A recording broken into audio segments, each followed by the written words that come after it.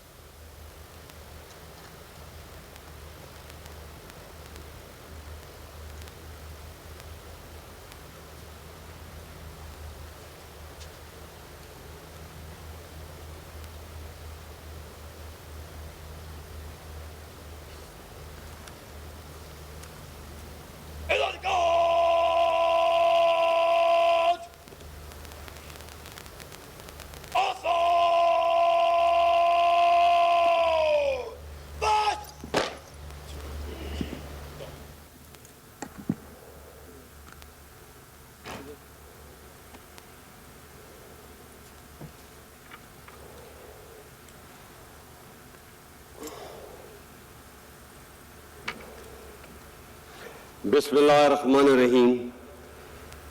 جناب صدر مملکت اسلامی جمہوریہ پاکستان، شہدائے پاکستان کے عظیم اہل خانہ، بہادر غازیوں، سینٹ اور قومی اسمبلی کے ممبران، جنرل آفیسرز، مہمان گرامی اور خواتین و حضرات، السلام علیکم۔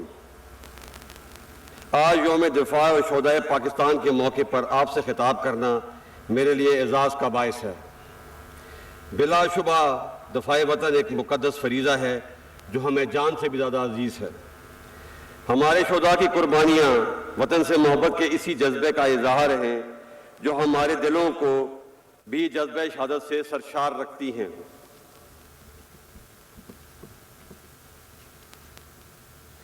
قیام پاکستان سے لے کر آج تک کے مستحکم پاکستان تک کا سفر پاکستانی قوم کے جذبوں، ایثار اور وطن سے محبت کی عظیم روایات سے مزین ہے۔ ہمارے بزرگوں نے اپنی قربانی سے آزادی کی جو شمع جلائی، اسے ابتدائی سے کڑے امتحانوں کا سامنا کرنا پڑا۔ 1948 ہو یا ستمبر 1965 کی جنگ یا 1971 کی لڑائی، مارکہ کارگل ہو یا دہشت گردی کے خلاف طویل اور صبر آزما جنگ، ہر آزمائش میں افواج پاکستان نے ثابت کیا ہے کہ ہم ہر حالت میں اپنے ملک کا دفاع کرنا جانتے ہیں اور اس کے لیے ہر قیمت ادا کرنے کو تیار ہیں۔ معزز حاضرین، آج کے دن ہم اپنے تمام شہید اور ان کے وطن کے ساتھ ان کے عظیم ورثاء کے جذبے اظہار، حوصلے اور صبر و استقامت کو بھی سلام پیش کرتے ہیں۔ جس طرح ہمارے شہداء قوم کا فخر ہے، آپ بھی ہمارا وقار ہیں۔ آپ نے اپنے پیاروں کو وطن پہ نشاور کر کے جو قربانی دی ہے، پوری قوم آپ کی مقروض ہے۔ میں آپ کو یقین دلاتا ہوں کہ آپ کے پیاروں کی قربانیاں نہ کبھی فراموش ہوں گی اور نہ رائے گاہ جائیں گی۔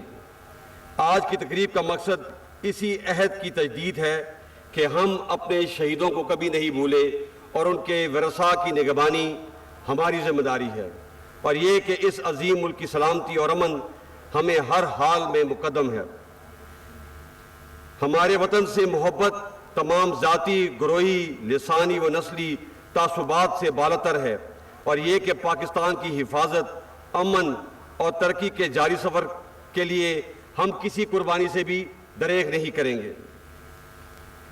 خواتین و حضرات، افواج پاکستان کسی بھی قسم کی اندرونی و بیرونی خطرات، روایتی و غیر روایتی جنگ اور ظاہری اور پوشیدہ دشمنوں سے لڑنے کے لیے تمام صلاحیتوں سے لیس ہے۔ اگر کوئی دشمن ہمیں آزمانا چاہتا ہے تو وہ ہر لمحہ اور ہر محاذ پر ہمیں تیار پائے گا۔ الحمدللہ آج ہمارا شمار دنیا کی بہترین افواج میں ہوتا ہے۔ ہم نے ہر دشمن کا ڈر کر مقابلہ کیا اور تمام اندرونی اور بیرونی سازشوں کو ناکام بنایا، اور سب سے بڑھ کر یہ کہ دفاعی قوت میں خود انحصاری حاصل کر کے ملک کے دفاع کو ناقابل تسخیر بنایا۔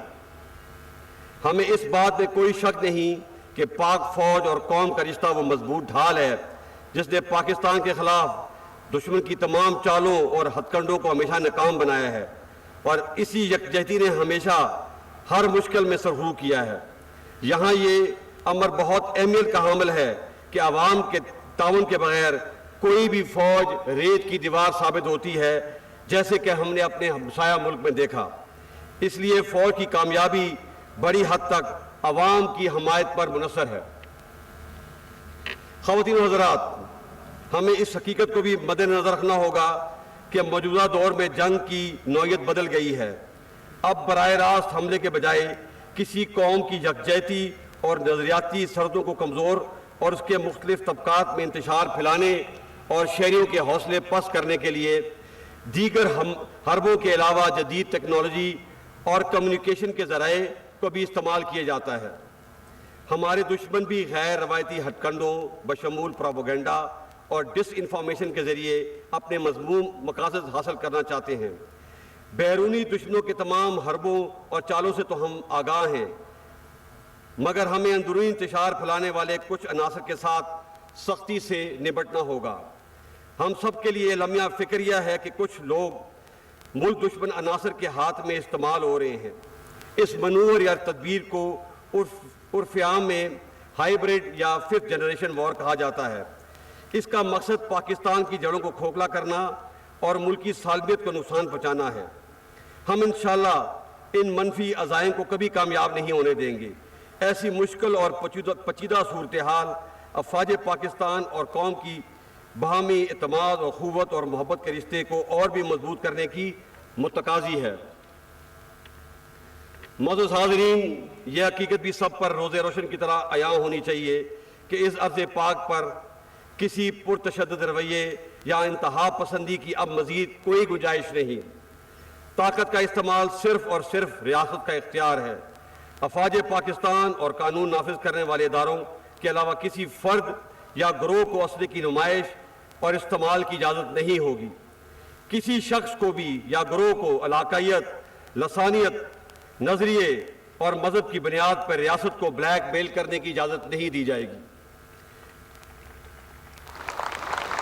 بحیثیت قوم ہمیں یہ عہد کرنا ہے کہ ہم سب نے مل کر پاکستان کو قائد اعظم کی سوچ کے مطابق اعتدال پسند، پرامن اور ایک جدید اسلامی اور فلاحی ریاست بنانا ہے۔ خواتین و حضرات، جمہوریت میں پاکستان کی مضبوطی اور بقا ہے۔ اسے مزید مستحکم کرنے کے لیے ہم سب کو آئین کی پاسداری اور انصاف، برداشت اور بردباری کے اصولوں پر عمل پیرا ہونا ہوگا۔ تنقید برائے تنقید، نفرت اور عدم برداشت جیسے منفی رویوں کی حوصلہ شکنی کرنی ہوگی۔ پاکستان نے اگر ترقی کرنی ہے تو ہمیں اپنی انا اور ذاتی مفاد کو پس پشت ڈالنا ہوگا۔ اس جذبے اور اصرار کی زندہ مثال ہمارے شہداء ہیں۔ ہمیں ان سے سبق سیکھ کر آگے بڑھنا ہے، اور بقول امریکی صدر جان ایف کینیڈی، یہ مت پوچھئے کہ ملک آپ کے لیے کیا کر سکتا ہے، بتائیے آپ ملک کے لیے کیا کر سکتے ہیں۔ یہاں پر میں یہ بات بھی زور دینا چاہتا ہوں کہ 21ویں صدی میں ہمیں ایک دوسرے کے خلاف جیو پولیٹکس کی روایتی منفی سوچ کے بجائے عوام کی ترقی اور خوشحالی اور علاقائی تعاون کے فروغ کے لیے جو جیو اکنامک ترجیحات، خطے کے اشتراک اور جدید ٹیکنالوجی کے حصول پر کام کرنا چاہیے۔ میں سمجھتا ہوں کہ اب تعلیم، صحت، infrastructure development, population control, climate change ہماری ترجیحات ہونی چاہیے۔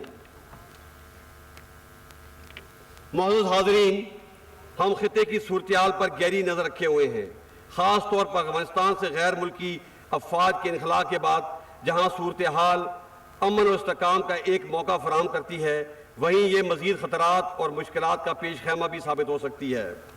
ہم افغانستان کے برادر عوام کی سلامتی اور ترقی کے لیے خواہش مند ہیں اور یہ توقع رکھتے ہیں کہ اقوام متحدہ سمیت خطے اور دنیا کی بڑی طاقتیں افغانستان میں پائیدار امن کے لیے اپنا مثبت کردار ادا کریں گی۔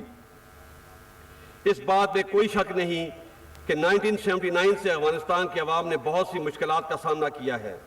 ہم جنگ کی تباہ کاریوں اور اس کے نتیجے میں پیدا ہونے والے افغان بھائیوں کی مشکلات اور دکھ درد سے نہ صرف آگاہ ہیں بلکہ اس درد کو محسوس بھی کر سکتے ہیں۔ پاکستانی قوم ہمیشہ کی طرح آج بھی اپنے افغان بھائیوں کے ساتھ کھڑی ہے۔ ہماری خواہش ہے کہ افغان لیڈرشپ تمام معاملات افہام و تفہیم کے ذریعے طے کرتے ہوئے افغان عوام کو امن اور خوشحالی سے ہمکنار کرے۔ ہم یہ بھی توقع کرتے ہیں کہ افغانستان میں ایک مستحکم اور تمام فریقین کے نمائندہ حکومت قائم ہو، انسانی حقوق بشمول خواتین کے حقوق کا احترام کیا جائے، افغان سرزمین کسی بھی دوسرے ملک کے خلاف استعمال نہ ہو، اور اس کے ساتھ ساتھ ہم یہ بھی توقع کرتے ہیں کہ دنیا اس مشکل گھڑی میں افغان قوم کو تنہا نہیں چھوڑے گی اور نہ کسی انسانی بحران کا شکار ہونے دے گی۔ اس سلسلے میں پاکستان دنیا سے ہر ملک سے تعاون کرنے کے لیے تیار ہے۔ خواتین و حضرات، جہاں تک ہماری مشرقی سرحدوں کا تعلق ہے، اس میں بالخصوص 2019 کے بعد کئی نازک لمحات آئے، مگر پاکستان نے صبر و تحمل کا مظاہرہ کرتے ہوئے ایک ذمہ دار اور امن پسند ریاست ہونے کا ثبوت دیا۔ تاہم ہماری امن پسندی کی خواہش کو ہماری کمزوری نہ سمجھا جائے۔ ہم کسی بھی جارحیت کا بھرپور مقابلہ کرنے کی اہلیت رکھتے ہیں۔ میں یہ واضح کر دینا چاہتا ہوں کہ پاکستان اور ہندوستان کے تعلقات کے درمیان کشمیر کا مسئلہ کلیدی حیثیت رکھتا ہے۔ ہم کشمیر کے بارے میں ہندوستان کے 5 اگست 2019 کے تمام یک طرفہ اور غیر قانونی اقدام کو رد کرتے ہیں جو تمام بین الاقوامی اصولوں کے منافی ہیں۔ ہم کشمیری عوام کے جذبہ حریت، شہیدوں کی قربانیوں اور خاص طور پہ سید علی گیلانی کی طویل اور عظیم جدوجہد کو خراج تحسین پیش کرتے ہیں اور یقین دلاتے ہیں کہ ہم ہر سطح پہ اپنے کشمیری بھائیوں کی سیاسی، اخلاقی اور سفارتی حمایت جاری رکھیں گے۔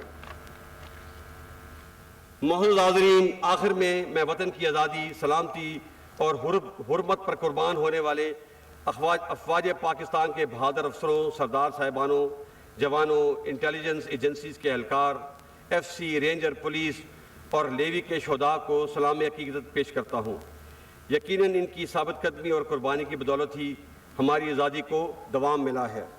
میں شہداء کے لواحقین کے صبر و استقامت کو بھی سلام پیش کرتے ہوئے اس بات کا برملا اظہار کرتا ہوں کہ اس قوم کو دنیا کی کوئی طاقت شکست نہیں دے سکتی جس کی مائیں اپنے بیٹوں کو وطن کی حرمت پر قربان ہونے کے لیے پروان چڑھاتی ہیں۔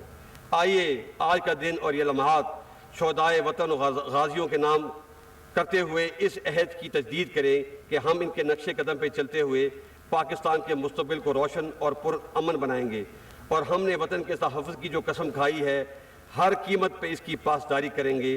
اللہ تعالی ہمارا حامی و ناصر ہو۔ پاک فوج زندہ باد، پاکستان پائندہ باد۔